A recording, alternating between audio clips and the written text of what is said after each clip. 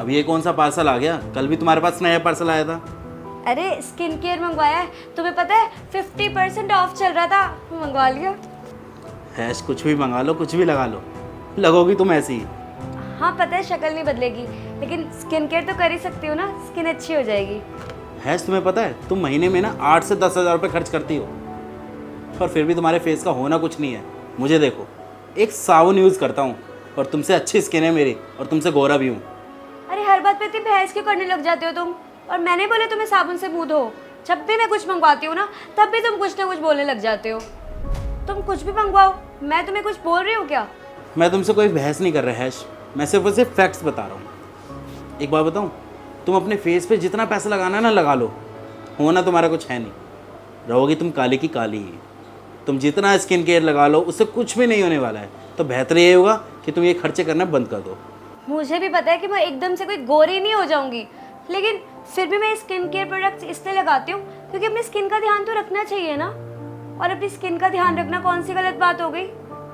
अरे हैश मैं तुमसे वैसे कुछ नहीं कह रहा हूँ, सिर्फ तुम्हें समझा रहा हूँ। ये जो तुम्हारा फेस काला है और ये तुम्हारे फेस पे जो पिगमेंटेशन है ना, ये ऐसे नहीं जाने वाली। तुम जो सोच रहे हो कि प्रोडक्ट यूज़ कर लो और तुम गोरी हो जाओगी, कभी नहीं होता ऐसा, पागल। तुम हंस क्यों रहे हो? हाँ मानती हूँ पिगमेंटेशंस है, दाग धब्बे हैं, डार्क सर्कल्स है, गोरी नहीं हूँ मैं। तुम अपनी तारीफ सुनना चाहते हो ना कि तुम गोरे हो, हैंडसम हो, मुझसे कई ज़्यादा अच्छे दिखते हो। बस अब सुन लिया ना, मिल गई खुशी तुम्हें। फिर से तारीफ करूँ? धर्मेंद्र तुम ना बहुत सुंदर हो, बहुत गोरे हो, एक भी दाग धब्बा नहीं है तुम्हारे फेस पर। हैश तुम बेवजह बात को बढ़ा रही हो यार, मैं सिर्फ बता रहा था। अब इंटरप्ट करने की जरूरत नहीं है, मेरी बात ना तुम अब ध्यान से सुन लो। जैसी शक्ल मेरी हो रखी है ना, तुम्हारी भी होती। हॉर्मोन्स डिसबैलेंस होते, पर तुम आदमियों का क्या? तुम आदमी तो सिर्फ अपनी कहानी सुनाते हो, हम औरतों के बारे में तो सोचते ही नहीं कि हम औरतें क्या फील करती हैं। तो बच्चे पैदा किया मैंने, स्ट्रेच मार्क्स हो गए मेरी बॉडी पे, बाल झड़ने लग गए मेरे। खुद को शीशे में देखती हूँ ना, बहुत बुरा फील होता है।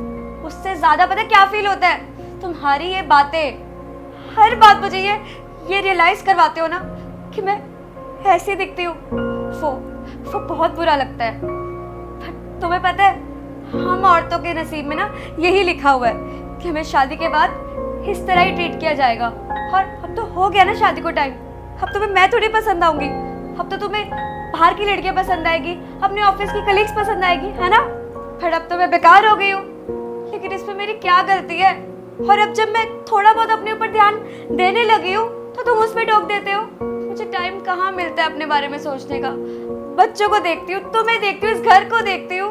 तुम खुद बताओ ना धर्मेंद्र, इसमें मेरी क्या गलती है? मैं क्यों ये सब भुगत रही हूँ? हैश ये तुम क्या बोल रही हो यार? मैं ऐसा बोल रही हूँ, तुमने मुझे मजबूर किया ये सब बोलने के लिए। हर बात की ना एक लिमिट होती है, लेकिन हाँ अब मुझे ना तुमसे कुछ भी उम्मीद नहीं है, किसी चीज की भी नहीं। देखो हैश मैं तुम्हें हर्ट नहीं करना चाहता था, आई एम सॉरी।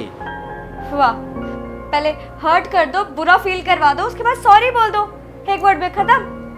अब एक काम करो, ये स्किन केयर ना तुम ही यूज करो। वैसे तुम बहुत गोरे दिखते हो, तुम्हें ज्यादा जरूरत है, मैं तो ऐसे ही ठीक हूँ। अरे हैश सुनो तो सही।